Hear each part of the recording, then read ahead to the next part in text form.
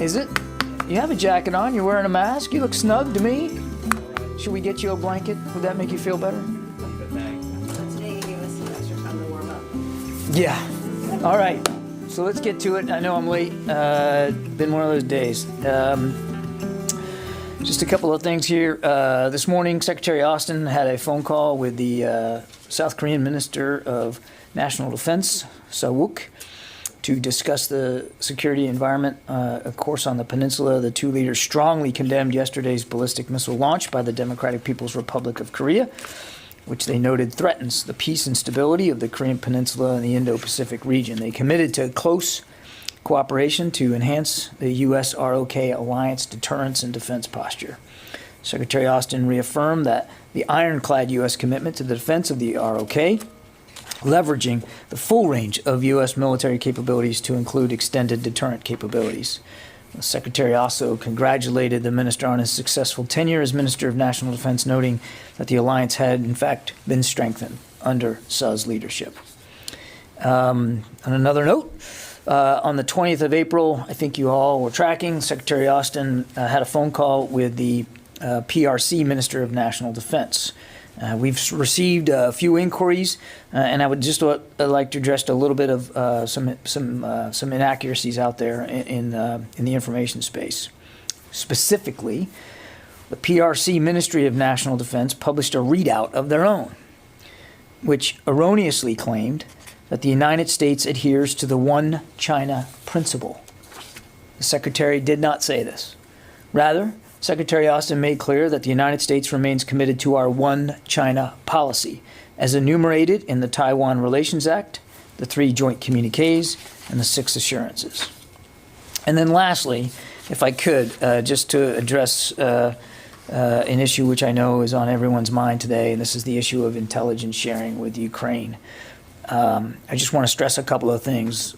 First, the United States provides battlefield intelligence to help Ukrainians defend their country. We've talked about that quite a bit. We do not provide intelligence on the location of senior military leaders on the battlefield or participate in the targeting decisions of the Ukrainian military. The Ukrainians have, quite frankly, a lot more information than we do. This is their country, their territory, and they have capable intelligence collection abilities of their own. Ukraine combines information that we and other partners provide with the intelligence that they themselves are gathering on the battlefield. And then they make their own decisions and they take their own actions. And I think it's important not to forget this is a war the Russians started, and of course they can end it tomorrow. And with that, we'll take questions. I think, Lita, you are up first and you're on the phone. Yes, thanks, John. Can you tell us whatever visibility you might have on the situation in Mariupol? Have you got any sense of how many of the Ukrainians are still there and how many, even in broad numbers, Russians are still fighting in that area? And then a second quick one, have you seen any indication that the exercises by Belarus are concerning at all, or any indication that Belarus is poised to get more active in the war or in any way? No indications that Belarus has intentions to become active in the war in Ukraine, and I'll let them speak to their exercises. But we're not tracking indications that they're planning to or intend to get involved directly in the war in Ukraine. On Mariupol, we still see Mariupol under siege from bombardment through airstrikes predominantly. We still assess that Ukrainian soldiers are still at that plant. They've said it themselves and are still resisting. We again see the violence that's being visited on Mariupol and the destruction that's being caused there as a continued bombardment by Russian airstrikes in Mariupol. I don't know if that answers your question or not. Do you have any sense of how many Russian troops, even in very broad terms, might still be around Mariupol? We have been told by others about Russian troops leaving that area. I was wondering if you had any sense how many remain. I want to be careful a little bit here, and because our knowledge of Russian force dispositions, it isn't perfect, Lita. I think in general we would assess that the majority of Russian forces, ground forces that were dedicated to Mariupol, have left and have moved to the north, the north away from Mariupol, and that a small number, roughly the equivalent of a couple of battalion tactical groups, are still in and around Mariupol at this time. Predominantly, the activity is largely through airstrikes in and around Mariupol, and certainly at the Azovstal plant. That's about the best I can do, Lita. Given that we don't have perfect visibility into every Russian unit. Idris. Just two quick questions. Firstly, the Russians have claimed for a couple of days that they have hit Western and NATO weapons inside Ukraine. Any targeting you've seen or any impact on the flow of weapons? And second question, ahead of the May 9th Victory Day in Russia, are you seeing any change in tactics on the ground by the Russians? Are they being more aggressive, or is that not really something that's having an impact on the tactical situation by the Russians? So on the second question, we've seen no. Let me back it up, Idris. In the Donbass region, we would still assess that the Ukrainians are putting up a very stiff resistance, and that the Russians have not made the progress that we believe they expected to make by this point. That's not to say they haven't made any progress. I think we would continue to assess it as incremental and uneven, but not non-existent. And again, we think that that's partly a big part of it is the Ukrainian resistance, but also partly through their own uneven efforts to fix the challenges that they had north around Kyiv. I can't say that looking at what we can see, that we can say definitively that there's a change in behavior or aggressiveness or momentum based on the coming day of May 9th. And what they plan to do or say on Victory Day, that's really up to them. I don't think we have a perfect sense, but I can't sit here honestly and tell you that we're seeing a correlation between the looming deadline of the 9th and the way they're behaving in the Donbass. It's still uneven, plodding, incremental, but they have made some small progress, particularly in the north part of the Donbass. So I think I'd leave it at that. And as for the shipments of supplies and weapons and material going in, that continues every day, including today. And we've seen no indication that that flow has been impeded. Does that answer? Yeah. Tara. Hey, John. So I recognize your statement earlier saying that the U.S. is not providing intelligence directly targeting senior military officials. But can you provide examples of intelligence the U.S. has shared, past intelligence, that has been helpful to the Ukrainians in this fight that hasn't targeted a senior official? Yeah, as I've said consistently from the podium, I'm not going to detail the intelligence that we're providing to Ukraine. I won't go any further than what I've said before, certainly no further than I went today. We do provide them useful intelligence, timely intelligence that against this invasion. And I think the less said about that, honestly, the better. So I'm just going to like broadly describe. It's about like their logistics or weather or anything like that. It's not that I can't, I won't. Okay. I won't. And secondly, yesterday Admiral Richard reaffirmed that it's the U.S. assessment that China intends to attack Taiwan by 2027. Is there any concern within the building here that all of the resources the U.S. is putting in to help Ukraine might make it more difficult in a defensive Taiwan situation?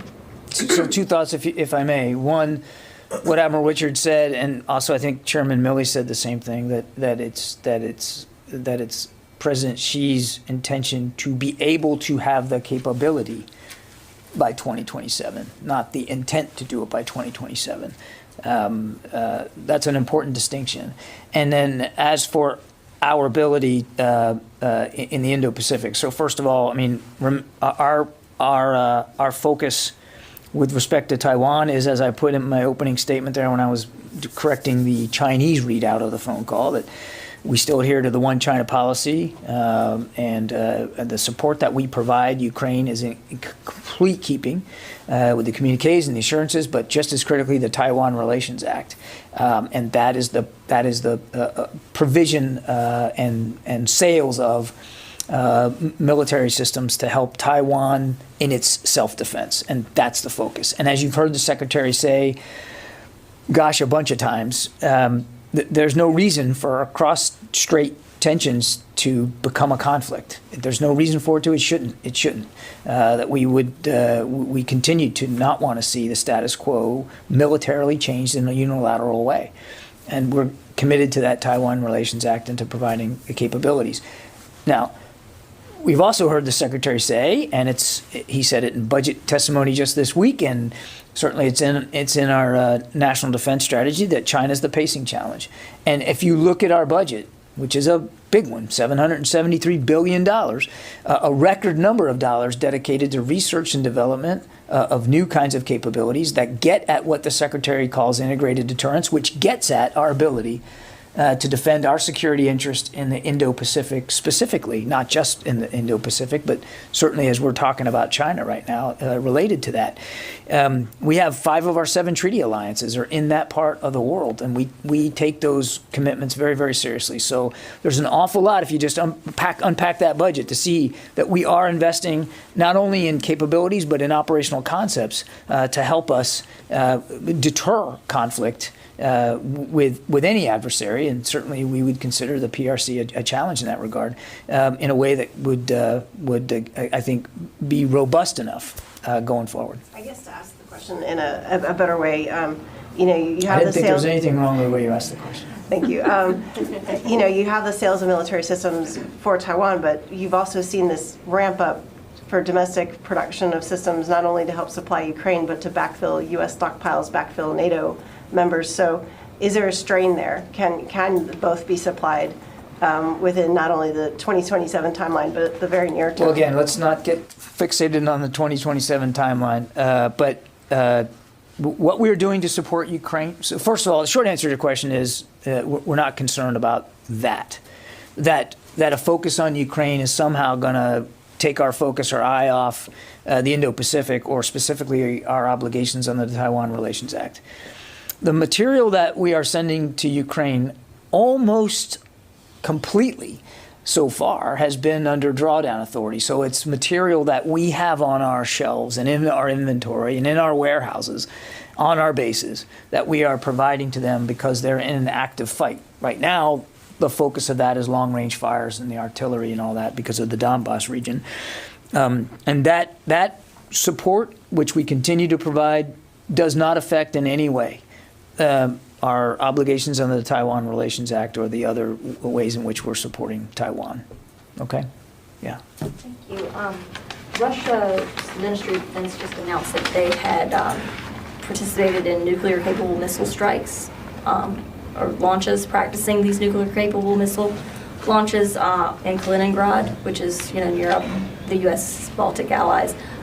Because of this, is the Pentagon considering ramping up its defenses on NATO's eastern flank? And honestly, how concerning is this that he has done this? He's had these actions. He's done previous actions with nuclear-capable launches, and Putin is failing or has been delayed in Ukraine. Well, again, look, we've decried the escalation in rhetoric by the Russians now numerous times when it comes to nuclear weapons, and it's not the behavior of a responsible nuclear power to engage in that kind of rhetoric. And I would just tell you that as I said many times before, we monitor this every single day. We're comfortable and confident that our strategic deterrent posture is well placed and robust enough to defend the homeland as well as our allies and partners. But it is uniformly unhelpful and irresponsible for the Russians to regard and speak to, boast about their nuclear weaponry. There's no reason to bring it to that level. I think we can all agree that the specter of a nuclear conflict between the United States and Russia is good for no one. Certainly not good for Russia, it's not good for us, and it's not good for Ukraine or the region. Has that exercise or has this rhetoric resulted in us changing the footprint on NATO's eastern flank? No. We are still at just over 100,000 U.S. troops in Europe. The additional 20,000 that we've put in place since February is rotational. And they are still there on those rotational orders. I don't have any updates or changes to that, but there's been no change to footprint, not just on the eastern flank, but anywhere in Europe as a result of these comments or these exercises. Okay, thank you. But if I may, you keep saying rhetoric. It's not just rhetoric. They are actually and I said, doing stuff. I said, in addition to what these exercises, we've made no changes. Okay, but how concerning is it? I thought I answered that before. It's obviously concerning. I mean, as I said, this is not the behavior of a responsible nuclear power, particularly given what's going on in Ukraine right now and the focus of the international community on what's going on in Ukraine right now. Yeah. So just to go back to the intel providing question for a second, the New York Times story states that the United States has focused on providing the location and other details about the Russian military's mobile headquarters, which relocate frequently. Are you saying that that is false? I am not going to talk about intelligence sharing from this podium. I think you can understand why I'm not going to do that. We share relevant and timely information and intelligence with the Ukrainians that allow them to make decisions to defend themselves. As I said in my opening statement, it's not just the United States either. Other partners share information and intelligence with them, and they have robust intelligence collection capabilities of their own. I'm not going to talk about intelligence sharing with any more detail than that. Well, you did say we do not provide intelligence on the locations of senior leaders on the battlefield. I stand by my opening statement, but I'm not going to get into the eaches of every little bit of information sharing that we do. Sorry, just one other on Taiwan. Can you just clear up a little bit of the, I guess, confusion out there about what artillery systems are being delivered or were offered to Taiwan? There was some reporting that an artillery system would be delayed because of a crowded production line. So what artillery systems has the U.S. offered to Taiwan? I think that's a better question put to our State Department colleagues who handle the foreign military sales program. That's not something that is for the Defense Department to speak to. Yeah, Tom. Thanks, John. Two questions. One to follow on Taiwan. In regards to just the date of 2027, which was used twice this week, when you talk about the pacing challenge of China, does the Pentagon look at certain markers in its own way to keep up with the pacing of China? In other words, hearing China talk about 2027, whether they can achieve their goal or not, I'm not asking that. But does the Pentagon say, well, maybe we need to do X, Y, and Z by 2027, A, B, C by 2030? In other words, in the pacing challenge that the Pentagon is engaged in, are there markers, without you saying what they are there markers that the Pentagon hopes to meet to keep up the pace, so to speak? We are obviously focused on the pacing challenge of China, Tom, and again, you can see that in our budget.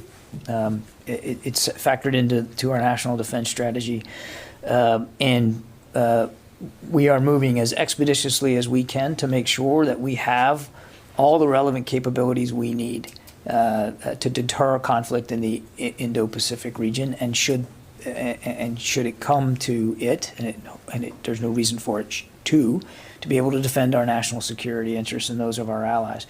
We're not pegging those efforts to dates on a calendar that have been professed by President Xi or anybody else. We're pegging those efforts to our own knowledge and understanding of the threat, and our own knowledge and understanding of our capabilities to address those threats. Mindful time capabilities over time. And again, I think our budget that recently submitted really, I think, hammers that home very well. You can look, there's lots of things in that budget that get right at this, including the defense of Guam, the Pacific Deterrence Initiative, the investments in 5G, microelectronics, AI, unmanned. I mean, it's all in there. And there's no question that the pacing challenge of China was certainly informed the kinds of capabilities that we put in that budget. My other question is on Sweden.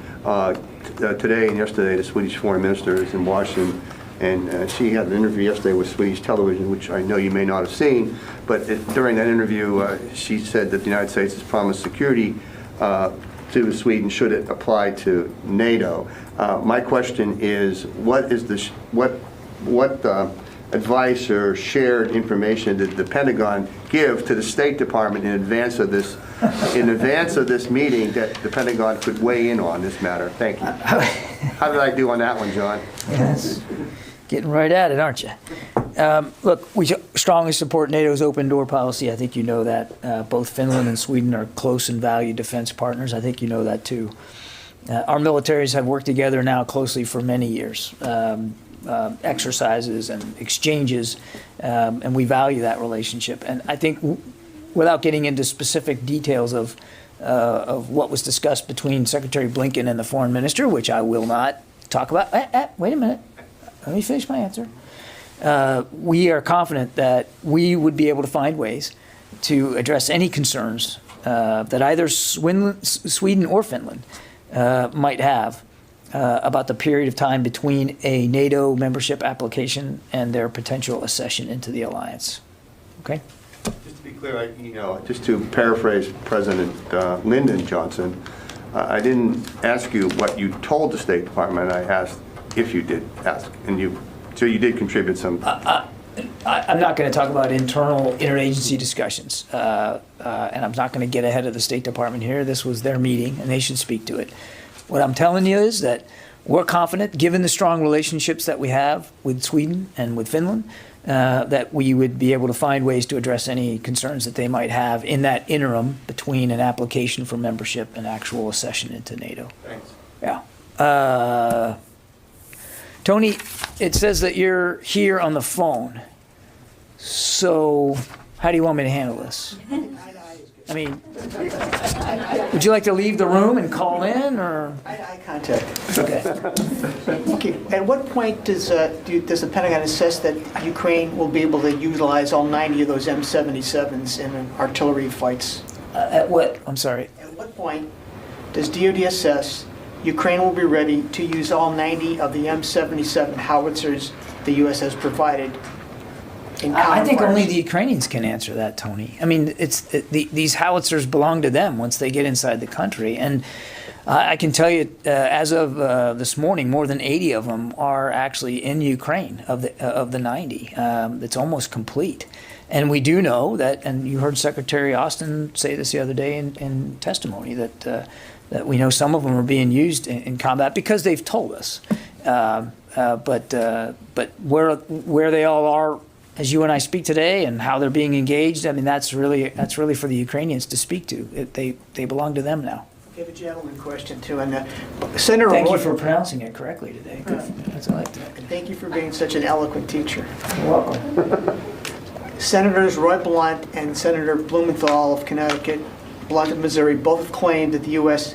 has shipped a third of our Javelin inventory to Ukraine.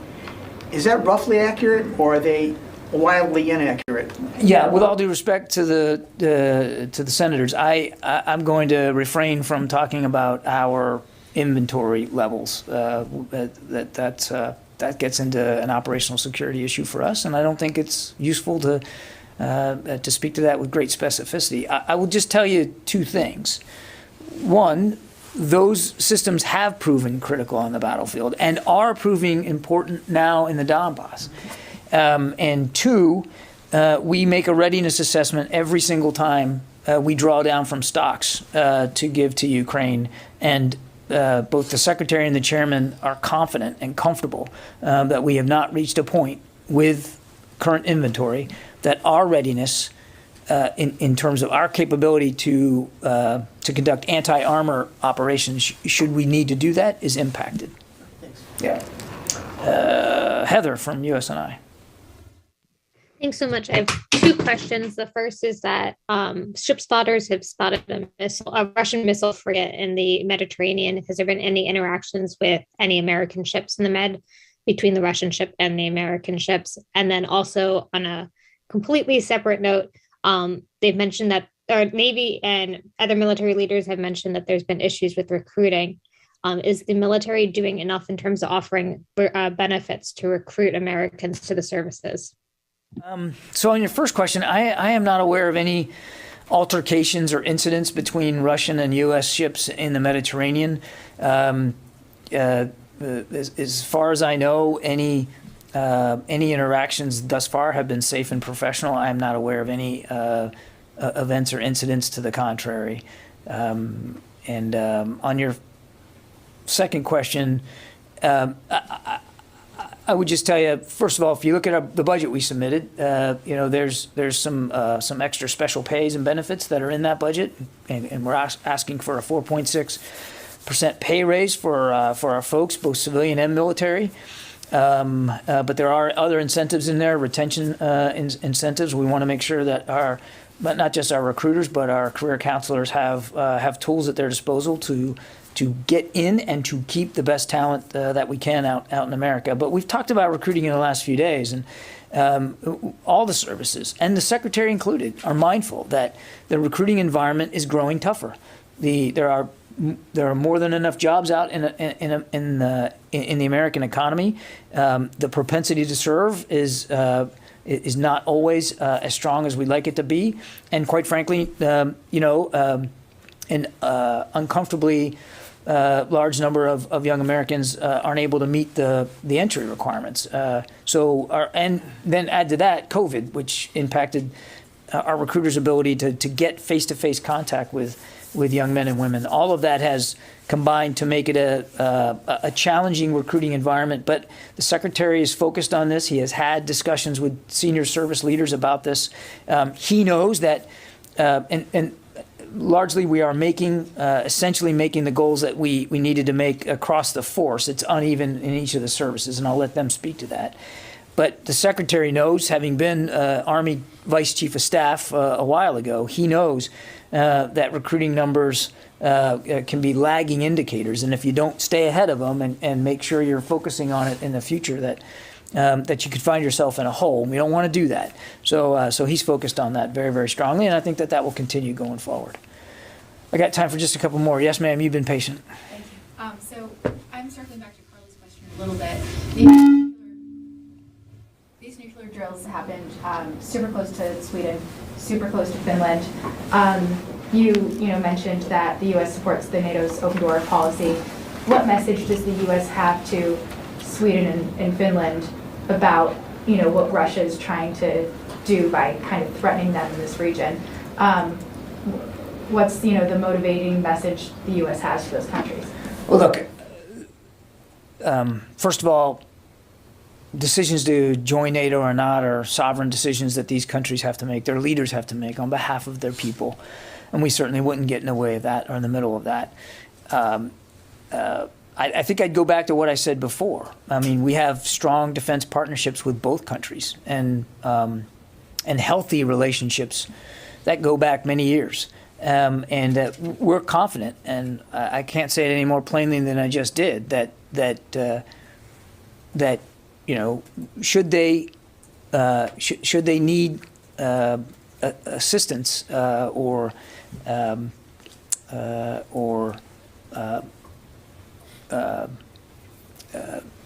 security assistance. I mean, should there be a requirement for that in the interim between applying for membership and accession into the alliance? I mean, we are confident that because of the close relationship we have with them, we'd be able to work something out. And I think that's the healthiest thing that we can say right now. Again, these are modern militaries, very capable militaries. And we look forward, regardless of what decision they make, we look forward to continuing a strong military relationship with them. Thank you. Yeah. I think you're going to have to be the last one, Paul. I get two in here.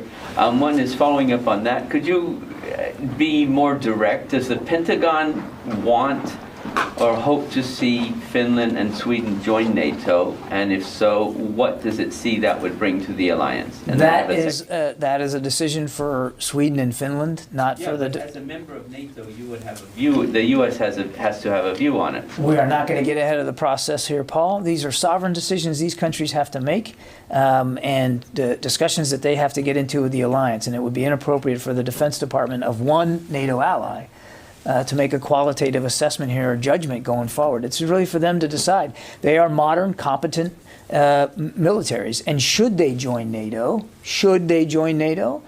they would be able to provide those advanced capabilities and abilities into the alliance. But those are decisions they have to make. Okay, and a separate thing is Ukraine has conducted a series of cross-border strikes into Russian territory and is believed to have carried out or supporters of Ukraine carried out sabotage missions in Russia. Does the U.S. see that this is a good strategy, or is it a risky strategy that might risky actions that actually might have risky strategic implications for Ukraine and its backers? I think the Ukrainians should speak for the operations that they're conducting or not. We're not going to do that. Our focus is on helping them defend themselves against an illegal and unjust and quite brutally violent invasion in their country, and that's what we're focused on, making sure that they have the tools and the abilities to defend themselves. But I have not, since this began, nor am I going to start now, talking about Ukrainian operations in the field. Okay? All right. Hey, since Jamie's not here, can I ask a South Korean question? Sure. Does the Pentagon believe that the defense minister from Republic of Korea will remain defense minister when the new president takes office next week? And what's my answer going to be to that? I think that is a decision for the South Koreans. Thanks. Appreciate it, everybody.